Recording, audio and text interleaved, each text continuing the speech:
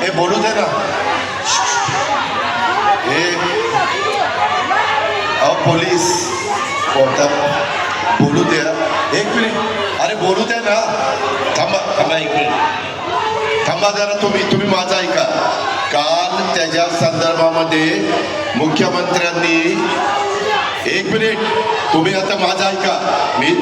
तुम्ही माझा ऐका.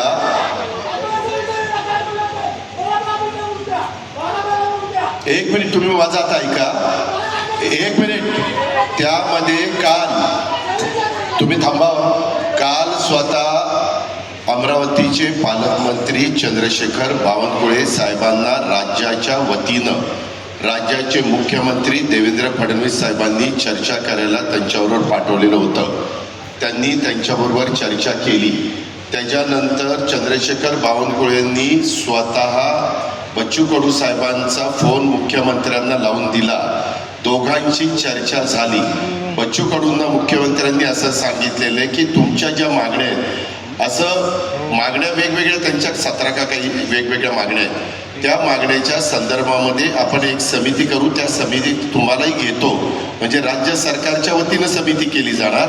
त्या समितीमध्ये बच्चू कडूंना पण इन्व्हॉल्व करणार आणि ती समिती त्याच्याबद्दलचा अहवाल राज्य सरकारला देईल आणि मग राज्य सरकार त्याच्या संदर्भामध्ये राज्य सरकारला जे झेपेल, राज्य सरकारला जे करणं शक्य असेल ते करण्याच्या करता राज्य सरकार कॅबिनेटमध्ये जाऊन निर्णय घेईल. अशा प्रकारची काल चर्चा झालेली आहे.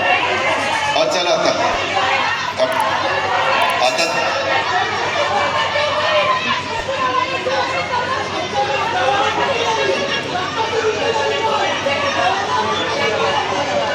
अहो त्याच्याचबद्दल मीटिंग झाली. अरे त्याला सांगितलं ना की त्या विषयाच्या एक मिनिट अशी मागणी करून चर्चा होत नसते. त्याबद्दल कमिटी केलेली आहे. कमिटी करून ती निर्णय त्यांना बाजूला घेऊन जाता. मी सांगितलंय समजून.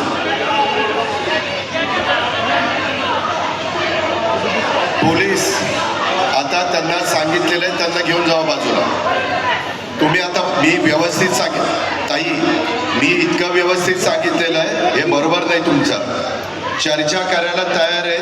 स्वतः पालकमंत्री गेलेत. असं कसं तुम्ही म्हणताय? आम्हालाही वाटतं आम्ही शेतकऱ्यांचेच प्रतिनिधी आहेत.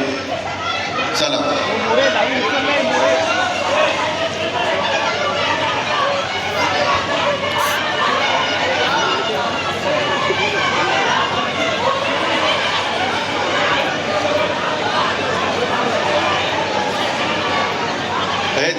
तुमचं काय काम आहे? तुम्ही खाली मागा बसा.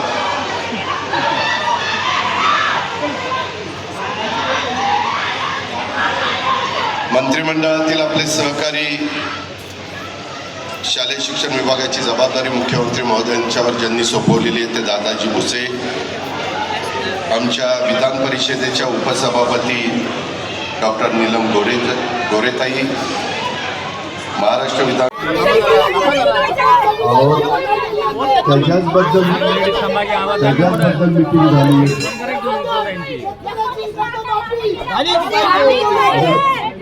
त्याला सांगितलं ना प्रशासनाचा जाहीर निषेध. आज या देशामध्ये सर्वांना स्वतः जीवन जगायचा अधिकार असताना वेळोवेळी आमच्या दिव्यांगावर अन्याय होतोय. या प्रशासन आम्हाला भेदभाव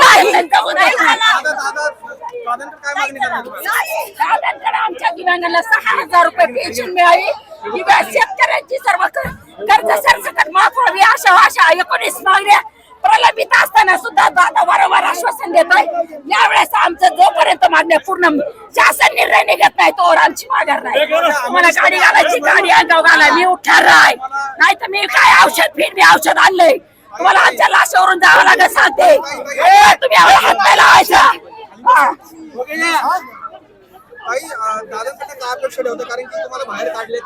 दादा याच्यावरून तुम्ही सगळ्या जनतेने लक्षात घ्या. दादा फक्त बोलबच्चनगिरी करतो.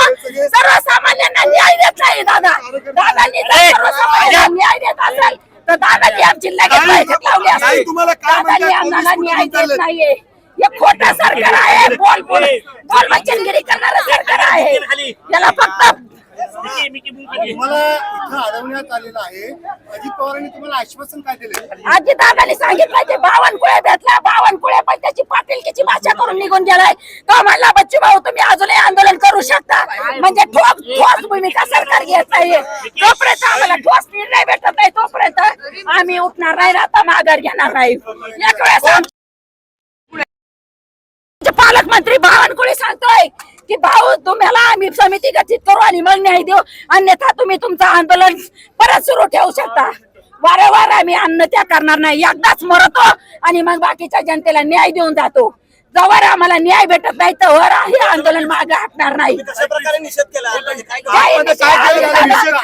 शिक्षक यांना सगळ्यांना पगार आहे, यांचे मोठमोठे कार्यक्रम घ्यायला दादाला वेळ आहे आणि आमच्या बच्चूकडूसाठी यांना वेळ नाहीये दादाला.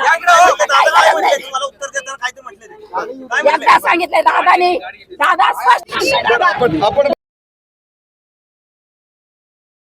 आम्हाला यावेळेस न्याय पाहिजे. जवळ न्याय भेटत नाही तर आम्ही मागे हटणार नाही. दादा वारंवार चर्चा एकदम सीएम मीटिंग लावली, फक्त 19 मागण्या मान्य करू त्याचे शासन निर्णय दादांनी दिले नाही. आता पण मीटिंग लावू. अरे किती वेळा मीटिंग, अशा 11 वेळा झाल्यात. तुमच्या मीटिंग आम्हाला नकोय, आम्हाला न्याय पाहिजे, न्याय. यावेळेस जर न्याय नाही दिला, बच्चूभाऊला रक्ताच्या उलट्या होत्या. जर बच्चूभाऊ आमचं दैवत आहे, त्या दैवताला जर काही झालं तर आम्ही ह्या प्रशासनाला सोडणार नाही. आमच्या जीवाची पर्वा नाही आम्हाला. जर आमच्या देवाला जर काही झालं तर आम्ही आमचा विचार करत नाही. आमच्या देवाला जर काही झालं तर आम्ही दादाच्या सरकारला कधीच सोडणार नाही. आता तुम्हाला उचलायचं ना तर आमच्या अंत्ययात्रेची तयारी करून उचलायचं. तुम्ही अजिबात हात नाही लावायचा आम्हाला. जोपर्यंत शासनाचे जीआर निघत नाही तोपर्यंत आमच्या उपोषण सुटणार नाही.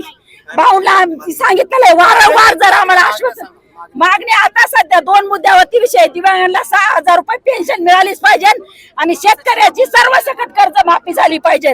याच्या अगोदर दादांनी 19 मागण्यावर मुख्यमंत्र्यांनी जी मीटिंग घेतली, आश्वासन दिलं 19 मागण्या मान्य, परंतु त्याचाही अजून शासन निर्णय काढला गेलेला नाहीये. त्याच्यामुळे ही हुकुमशाही आहे या महाराष्ट्र राज्याची.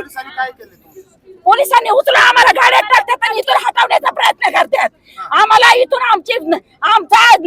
आम्हाला तोड बंद करण्यासाठी पोलीस प्रशासन हे तत्पर असतं. ह्या पोलिसांना सुद्धा लाजा वाटल्या पाहिजे. तुम्हाला सरकारी नोकरी, आम्ही 1,500 रुपयात जगायचं का? आम्हाला उचली तर तुम्ही तुमच्या घरी आहे का नाही आया बहिणी, त्यांना विचारा. एखादा अवयव गळ्यात बांधा, हात पाय बंद करून बघा, तुम्हाला 8 दिवस होतंय का? शेतकरी सुद्धा आहेत का? सर्वदा बच्चूभाऊला पाठिंबा देणार. आतापर्यंत 100 संघटनांनी बच्चूभाऊला पाठिंबा दिलाय आणि जोपर्यंत आता आम्हाला शासन निर्णय भेटत नाही तोवर आम्ही आमच्या मागण्या मान्य करणार नाही. गाडी अंगावर घालायची, आम्ही उतरणार नाही. गाडी अंगावर घालायची.